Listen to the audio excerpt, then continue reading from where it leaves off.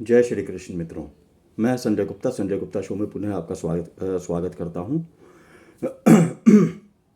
Sorry. मैं पिछले कुछ दिनों से सोच रहा था कि कुछ लोग कहते हैं जैसे सेकुलर और ये धर्मनिरपेक्ष और धर्म वरम कुछ नहीं होता। तो थोड़ा सा मैं एक बार आप लोगों से भी इस बारे में एक डिस्कशन कर लिया जाए। अ, अभी हम लोग जैसे देख रहे हैं, रूस और यूरोप की जो लड़ाई है या नाटो की जो लड़ाई है उसके बारे में। अच्छा, एक प्रश्न मैं आपसे पूछता हूँ, एक क्वेश्चन कि कभी आपने देखा है कि रशिया ने यूरोप को के ऊपर अटैक किया हो, कभी भी कोई एक इंसिडेंट, बट स्टिल वो और यूरोप जो है वो रशिया को कभी भी एक महाशक्ति या एक के रूप में नहीं देखना चाहता। और इवन जो रूस का जो साइज, मैं कोई रूस का कोई समर्थक नहीं हूँ, बट एक जो एक मेरे दिमाग में आया तो वो मैं आपके साथ में शेयर कर रहा हूँ।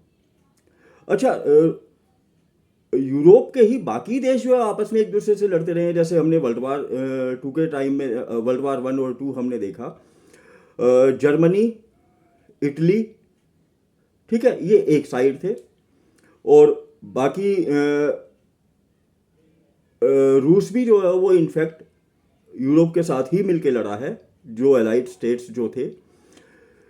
ठीक है, और ऑस्ट्रिया भी इवन रशिया के साथ, वो जर्मनी के साथ था। और ब्रिटेन, फ्रांस, रूस, ठीक है, ये सब एक तरफ थे। बट जर्मनी के साथ आज इनका कोई कन्फ्लिक्ट नहीं है। और इवन अगर हम देखें तो अगर हम बैक में जाके अगर हम देखते हैं तो फ्रांस का और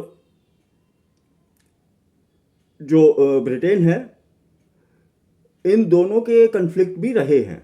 जैसे 1430 के आसपास ब्रिटेन का वर्चस्व था, ब्रिटेन का शासन था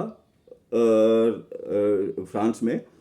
और वहाँ पे एक जेन ऑफ और आर्क थी जिसने इनको जो ब्रिटेन जो था उसको हराया। और फ्रांस उसी के नेतृत्व में लड़ा है। और ब्रिटेन को जो है वो मार भगाया था उसने। ठीक है, और बड़ी करारी जो है वो हार हुई थी इनकी। और कहते हैं कि रात में सोते हुए भी इनको जो है वो सपने में भी जेन ऑफ आर्क दिखाई देती थी ब्रिटिश सैनिकों को। सेम ऐसे ही जैसे झांसी की रानी लक्ष्मीबाई जो है वो लड़ी थी। और अंग्रेज जो है वो डर के थर थर कांपते थे उनसे। बट और जेन ऑफ आर्क को मरवाया किसने? क्योंकि एक हमारे यहाँ पे नारी सशक्त नहीं है, वहाँ पे तो वो लोग तो नारी सशक्तिकरण के वो तो लोग तो बहुत बड़े पोषक हैं। तो उनको जो नारी सशक्तिकरण के बहुत बड़े पोषक हैं, उनको जो है ये चीज़ हजम नहीं हुई कि एक औरत ने, एक महिला ने हमको हरा दिया। और इस वजह से उन्होंने जो डायन का जो कॉन्सेप्ट है, हम लोग भारत में बहुत सुनते हैं कि भारत जो है वो पिछड़ा हुआ है और ब्ला ब्ला ब्ला। तो और डायन का पहला कॉन्सेप्ट जो है वहाँ से निकल के आया, उन्होंने डायन घोषित किया उसको। और फ्रांस में भी कुछ उनके समर्थक थे, तो उन्होंने उस चीज़ को जो है वो हवा दी और उसको डायन घोषित करवा के और जिंदा उसको जलवा दिया गया। ठीक है, तो ये, बट वो लोग बहुत प्रोग्रेसिव है, हम लोग बहुत पिछड़े हुए हैं। ठीक है, वो एक अलग डिबेट का टॉपिक हो जाएगा वो। और सेम वही चीज़ धर्म आया बीच में। और सेम रशिया के साथ भी आज जो इनका कन्फ्लिक्ट है, अमेरिका के साथ इन्हें कोई दिक्कत नहीं है, जबकि वो उनको यूज कर रहा है। बट रशिया के साथ दिक्कत है, तो धर्म का कॉन्सेप्ट आता है। क्योंकि जो जिस डेट को वो सेलिब्रेट करते हैं, उस डेट को रशिया सेलिब्रेट नहीं करता, इस वजह से इनका कन्फ्लिक्ट है, जो मुझे समझ में आता। और कोई कन्फ्लिक्ट मुझे समझ में नहीं आता। यदि आप लोगों को समझ में आए तो कृपया कमेंट करके आप बता सकते हैं। और सेम यही चीज़ सीजेआई जो है वो हमारे गवाही हैं।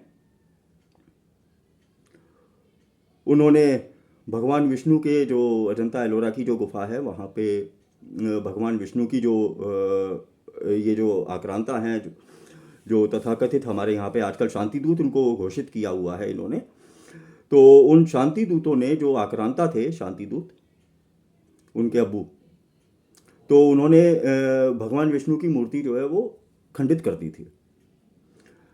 और उस चीज़ को लेके एक विष्णु भक्त हैं, वो गए, उन्होंने कहा कि मुझे पूजा करनी होती है, तो कृपया इसको रिस्टोर किया जाए, जो स्वरूप पहले था वही स्वरूप दिया जाए, और खंडित मूर्ति की हमारे यहाँ पे पूजा नहीं होती। बट CJI गवई जो कहते हैं कि मैं झोपड़ी से उठ के आया हूँ, जबकि उनके फादर जो है वो लगातार पार्षद भी रहे हैं, फिर बाद में विधायक भी रहे हैं, राज्यसभा लोकसभा से जो है वो सांसद भी रहे हैं, और वहाँ ये 2-2 स्टेट के वो राज्यपाल भी रहे हैं। बट वो पता नहीं कैसे झोपड़ी में ही रहे हैं, वो पता नहीं क्या रीजन था। तो CJI गवई जो है वो, और खुद को दलित नहीं मानते, वो बौद्ध मानते हैं। तो यहाँ पे भी धर्म आता है, आप चाहे कुछ भी कर ले, लेकिन सेकुलर वो लोग नहीं होते, ठीक है। आप और हमारे जैसे लोग ही कुछ सेकुलर वगैरह वो ओढ़ के रखते हैं, ठीक। तो वो लेकिन ये टिप्पणी कि भगवान विष्णु से जाके बोलो, हमें मत बोलो, टिप्पणी है, रिटर्न में जो है ऑर्डर नहीं है ये, बट टिप्पणी है। तो दूसरे किसी मजहब पे आप टिप्पणी आप करके देखिए, आपको पता लगेगा, STSJ 1 सेकंड में हो जाएगा, ठीक। तो हम थोड़ा सा विषय पर आते हैं, महाभारत में, और आप कृपया अपना कमेंट आप बताइए, ठीक है। तो ज़्यादा समय नहीं लूँगा मैं, मेरे दिमाग में था तो मैंने आप लोगों के साथ वो शेयर किया। अब थोड़ा सा महाभारत के ऊपर आते हैं। धृतराष्ट्र के पुत्रों का जन्म और उनके नाम। तो नाम में ज़्यादा, क्योंकि 100 पुत्र हैं, तो नाम में जो फेमस हैं वो उन्हीं के नाम में ले लूँगा मैं। आदि पर्व का ही भाग है ये।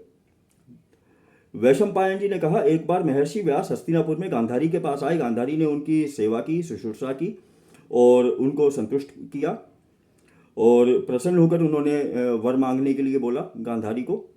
तो गांधारी ने 100 पुत्रों का वर मांगा। तो और जैसे वो गर्भवती होती हैं, तो वो 2 वर्ष तक जो गर्भ है उनके पेट में रहा वो। और इस बीच में कुंती जो है वो युधिष्ठिर को जन्म दे चुकी हैं। तो युधिष्ठिर, जैसे हम सुनते हैं कि वो सारे जो कौरव पांडव थे उनमें सबसे बड़े थे, तो कुंती जो है वो जन्म दे चुकी है। और जब 2 साल तक गर्भ रुका रहा तो वो घबरा गई, और उन्होंने अपने पति धृतराष्ट्र से छुपा के गर्भ गिरा दिया। कुछ रहा होगा ऑपरेशन या शल्य चिकित्सा, और उसमें से लोहे के समान एक बड़ा सा एक टुकड़ा निकला।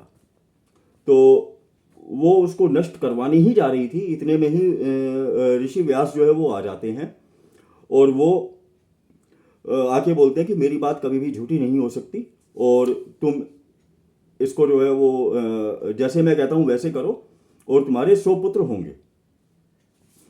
और उसको जो है वो 100 भाग में कटवा देते हैं। 100 की जगह 101 भाग में वो कटता है। वो डिंब जो था वो 101 भाग में वो कटता है। और घड़े में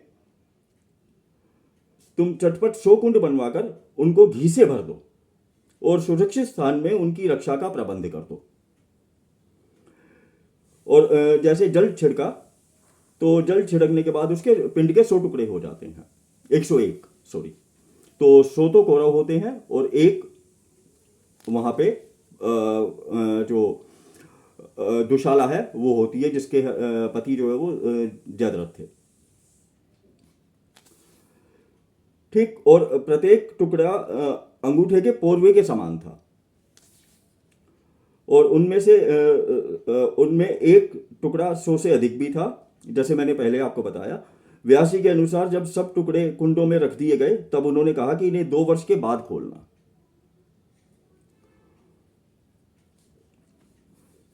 इतना कहकर वे तपस्या करने के लिए हिमालय पर चले जाते हैं।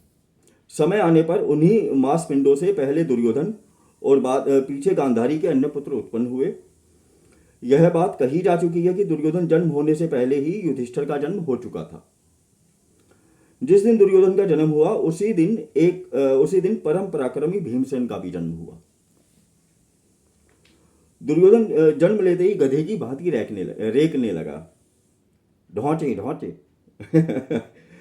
जिसको सुनकर सब गधे, गीदड़, गिद्ध और कोए भी चिल्लाने लगे। आंधी चलने लगी, कई स्थानों में आग लग गई। इन उपद्रवों से भयभीत होकर धृतराष्ट्र ने भीष्म, विदुर आदि सगे संबंधियों तथा कुरुकुल के श्रेष्ठ पुरुषों को बुलवाया और कहा कि हमारे वंश में पांडुनंदन युधिष्ठिर ज्येष्ठ राजकुमार है, उन्हें तो उनके गुणों के कारण ही राज्य मिलेगा।